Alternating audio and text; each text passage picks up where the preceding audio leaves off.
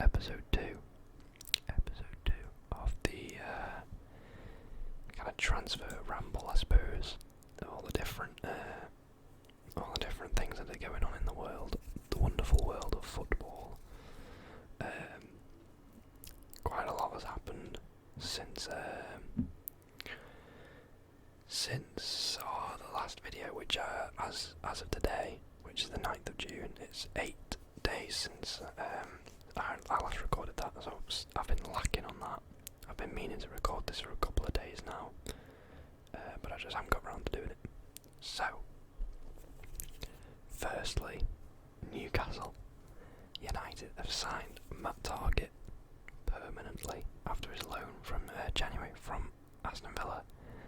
Now I'm absolutely over the moon with this one, because he's coming in January into a relegation battle. You know, we were 19th, I think, at the time, and we looked destined to go down.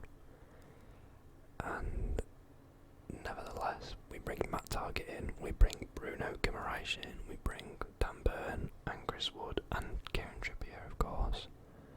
And yes, we had a takeover, yes, we have money to spend, but we didn't splash out on everyone. Yeah, we spent 25 million on Chris Wood. Not ideal, but we needed a striker. We needed a striker. It's not that, oh yeah, we should get a striker. No, we needed a striker, and we had to pay over the odds to get Chris Wood in. Anyways, I've somehow managed to make this about fucking Chris Wood. Matt Targett is one of them core players in this team now. He works well in the system that Eddie Howe has, and he's a really solid defender, and he's quite good going up as well. Yeah, absolutely buzzing. We got him for, I think, 15 million in the end, which is just great value. We got Trippier for 12 million and Trippier for 12 million and Targett for 15 million. You can't go wrong with that. That's crazy good value. I know Trippier's getting on a little bit, but he's a real quality player, and he's quite clearly still incredible quality. Yeah, I just wanted to get that out of the way. As far as Newcastle go, I think other than that, and then the fact that we're still looking to sign Hugo Ekitike,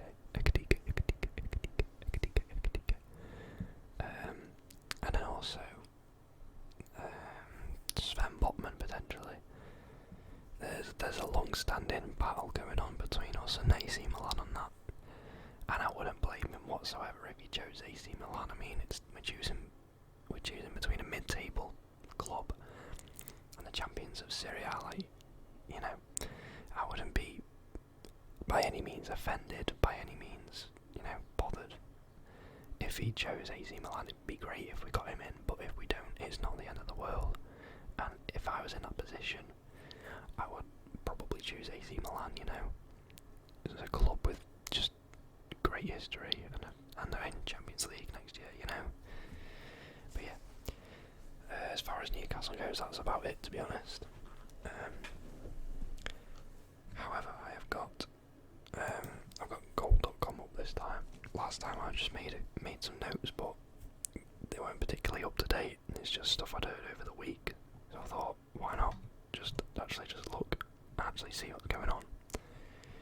And if I've got an opinion on it, I'll talk about it, you know. So, first things first. Cucurella from Brighton, Chelsea, Man City and Spurs apparently all keen on him. Now, I quite like Cucurella. I don't like him as a person, because I feel this has been swept under the rug a little bit, but he called Eder Militao a naughty word, which I will not repeat, obviously. As far as a player goes, he seems to work well with Brighton's system. I think he's had an outstanding season this year. So it's no surprise that when a player, you know, at a mid-table club decides, has a good season, and the big dogs start out sniffing about, which is fair enough. Now, this is another one in Bastoni from Inter Milan. Seemed to be going to Spurs. That doesn't seem to have materialised. Now, Manchester United are inquiring about him apparently. Whether or not he will leave, time can only tell. I have seen somewhere that he was getting his contract extended potentially. But yeah, that's as far as I've heard on that one. It's an interesting one. He seems to have a lot of potential, but I don't know if this is technically true, but I feel like the Serie A is like a defensively strong league. Like if you want to become a defender, Serie A is like ideal, because the football they play there is very like, I don't know, it just feels like it's very tight knit. Proper defending, like you don't shirk a tackle kind of defending, I mean, just look at Chiellini and Bonucci and the legends who've played down the years of Nesta, Bastoni, Baresi, Maldini, all these guys. You want those big, bulky defenders, and I think that the Serie A is a good place to kind of learn the trade, because you're going to learn off the greats, like Chiellini, like what's his name now? The Juventus centre back. He's Dutch. Man, I can't think of his fucking name. No, it's not De Vrij, is it? It's De Ligt.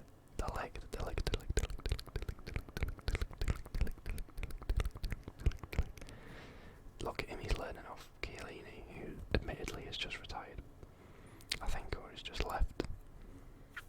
And then he's learning off Bonucci as well.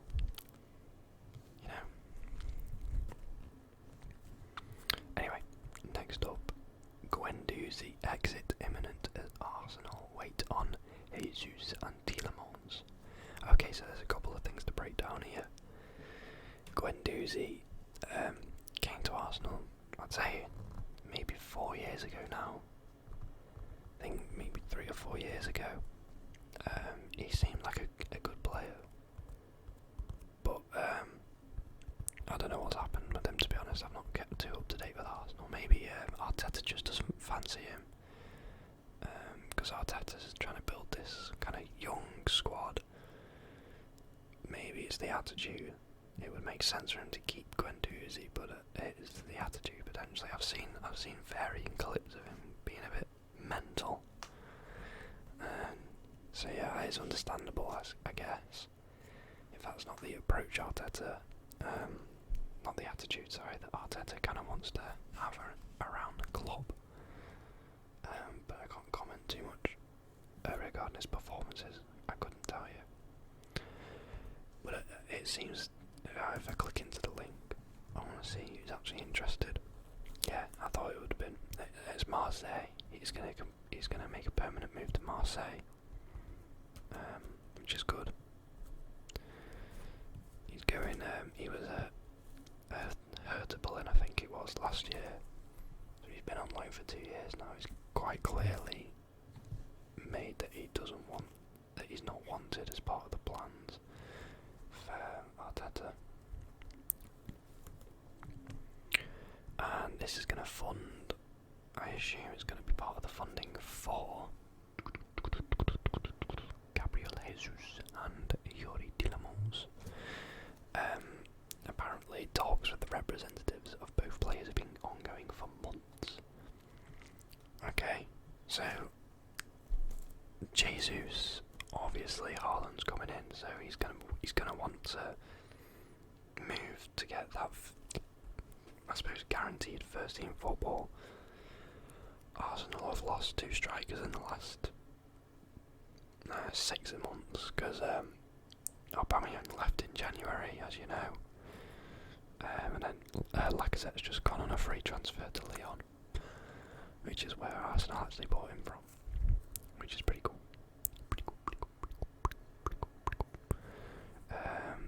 Okay, so Tielemans has 1 year left on his contract, could be available for around 25 million. 25 million for Tielemans, I think, is a pretty good deal. He's got so much potential, and he's obviously hit a lot of that potential because he's playing for Leicester, and let's not get it wrong here. Leicester are a great club. Leicester have a great squad. You know, they're making moves.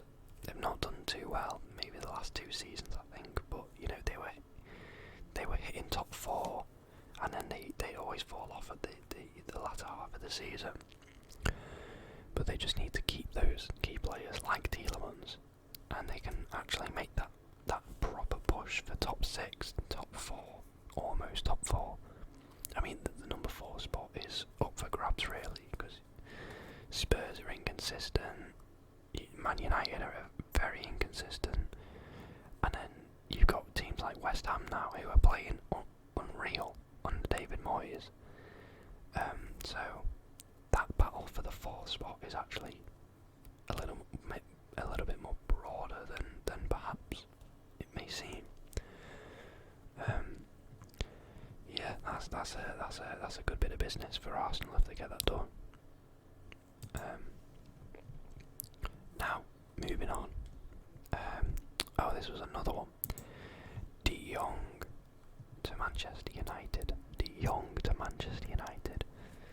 So I believe that Manchester United put a bid in for £75 million. I heard. Whether or not that's true. Because I saw that Barcelona actually were looking at offers around £50 million. £50 million. So who knows? Who knows what was happening? But I think Frankie De Jong is a tough one. It's a really tough one because there's a lot of factors to kind of to take into consideration. Because one, you're at Barcelona, right? Yeah, they're not the most financially stable club. There seems to be a bit more stability performance-wise with Xavi coming in, at least from the outsider looking in. Manchester United, not the best, kind of positioning in the last 10 years. They've won the odd trophy here and there. That's not Manchester United's standard.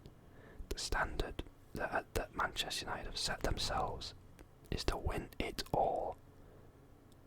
They want to win everything.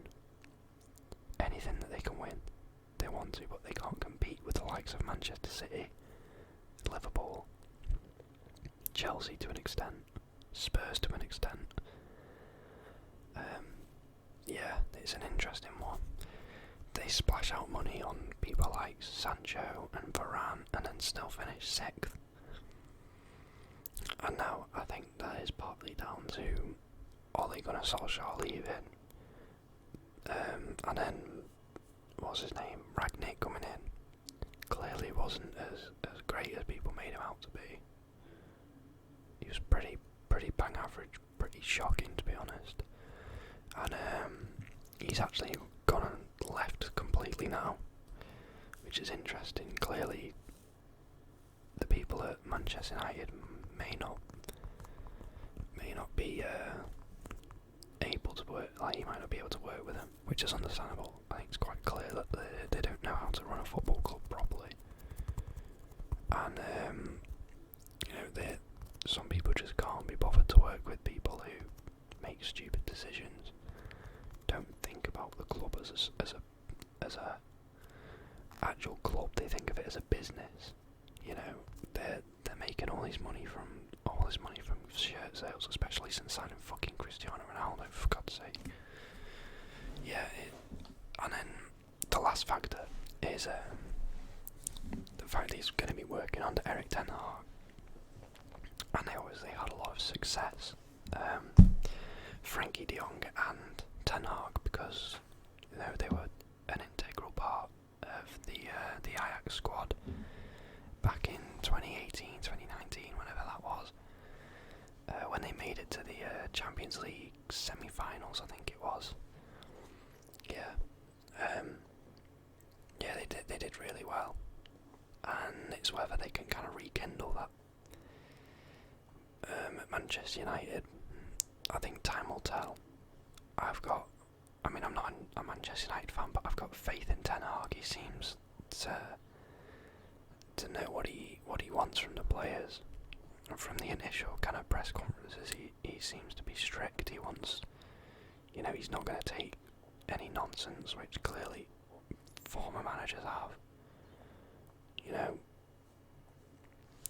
It'll be an interesting one if it does happen, but I wouldn't be surprised if it doesn't happen. It's one of them. 50 million. They're looking at offers for 50 million apparently. 51 million. And that's partly due to the financial situation that Barcelona are in.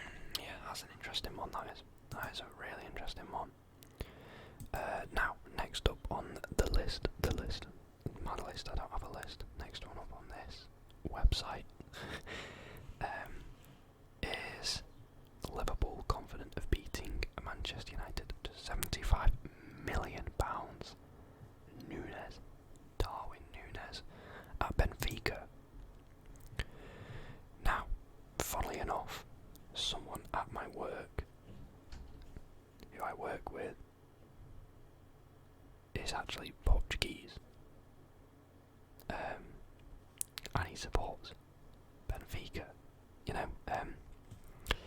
and he told me that he's a good striker. He's a very good striker, but he needs to be in a team that create a lot of chances, right? So instantly I'm thinking, you don't want to go to Manchester United. You want to go to Liverpool. You want to go to Liverpool. Of course you want to go to Liverpool because Liverpool create an unbelievable amount of chances. You got Trent, Robertson, crossing. It's an ideal place to be for a striker because they're just constantly creating chances, chance after chance after chance after chance. It's relentless. So I think it would be a good ideal place for him to land if he does end up going. Yeah, I would not be disappointed if he went to Liverpool, whereas with Manchester United, I'm not sure about that. I mean, I don't know enough about Darwin Nunez to be honest, but Manchester United spend far too much money and then get no reward or no movement in the table from it. Let's be honest. Let's be brutally honest. They waste all of their money, and then they moan that the owners are shit, and they are shit. But they're not exactly, spending fuck all. They're spending good amount of money. They need to potentially get a little bit more ideal players for the club instead of just going for big fucking names. Let's be honest. But yeah, another conversation for another day. Oh wow, now this is an interesting one. Chelsea open to 25 million Lukaku loan. Yeah. First off, Lukaku is a piece of shit. An absolute piece of shit. Attitude is disgusting, I'm not gonna lie. It's just awful. Awful. It's unbelievable how he's treated Chelsea. Chelsea, bearing in mind Chelsea spent 100 odd million or whatever it was on him. 98 million pounds, right? Can you believe that you would say 4 months in, or however much it was, yeah, actually, I miss Inter Milan and all this shit that he was saying. He's saying the manager doesn't play me in the right formation or something to get the best out of me. Lad, you play where you're told, and you fucking perform. You strive to perform. You're worth 98 million fucking quid, mate. He's a knobhead. I don't like him at all personally. I think he's an absolute knob. Yeah, a 25 million loan fee. Interesting. He wants to go back to Inter Milan, shock, because he's obsessed with it for some reason, because clearly the standard of defending isn't as great. The defending in Serie A, as I mentioned before, proper defending, but there's not as much pace. There's not as much pace in the defending in Serie A, so it's ideal for him. Whereas in the Premier League, clearly it's different. I'm not sure how it differs too much, but clearly he just can't hack it. He's not good enough for the Premier League, clearly. Yeah, that's as much as I can say on Lukaku. Chelsea also looking to get Gabriel Jesus, apparently, according to this, which is fair enough. I think Jesus is a good player. He misses a decent amount of chances, but who doesn't? I quite like him. I'm a big fan of him. I would not complain if he went to Newcastle, but there's no chance. I'm not deluded. We're not even interested in him.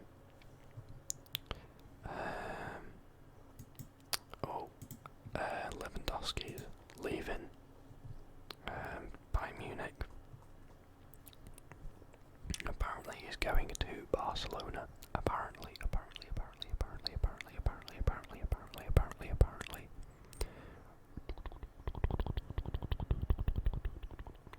Oh, he's got a year left on his contract.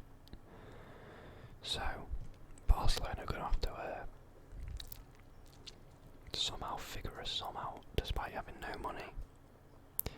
I don't think they'll sign him. I think maybe they'll wait a year. But Lewandowski is apparently desperate to get out. And I think that's fair enough. I don't think he likes the way the club's run for some reason. I read that it's down to transfers or something. You got to understand that the football in Germany is different. It's part fan owned or something. You can't go spunking 100 million on players like you can in the Premier League and the Spanish League, you know. Ideally, I think everything should be like the German League, to be honest, but the football is taken from the fans and then just given to the big corporations, essentially, let's be honest. Yeah, it's a bit gutting, but it's not the end of the world. But yeah, I didn't realise he had a year left on his contract. I thought he was free to leave. So that's an interesting one now, because I thought Barcelona were just going to sign him on a free like they did with Aubameyang. Now, Pep has said that Lewandowski is a good fit anywhere. Essentially, he said, we are talking about Lewandowski, he would adapt perfectly well anywhere, and, well, no one knows. Well, a few people may know, but as far as someone who knows how Lewandowski works as a player, it's going to be Guardiola, who is a former Bayern Munich manager. You know, it's where he was before he went to Man City, and he won many trophies there. many trophies. So yeah, it would be a good signing for Barcelona, of course. Lewandowski he seems to be one of those players who just get better with age, which is brilliant. We love players like that. I mean, Ibrahimovic has just won the Serie A, so you know it was really good to see him moving on from Bayern Munich, if I'm being honest, because I'm just curious to see how he would play elsewhere, because we've only seen him play in the Bundesliga. I'm interested. Personally, I'm very interested. But I'm going to wrap it up here, I think, guys, for this week's transfer rumour thing. I hope you enjoyed this episode, and I will catch you next week for another one. Yeah, should be some interesting developments, hopefully, in the next week or so that I can kind of talk about. I'm sure there will be. There's plenty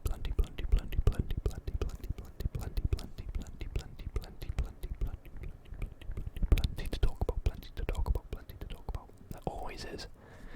Right,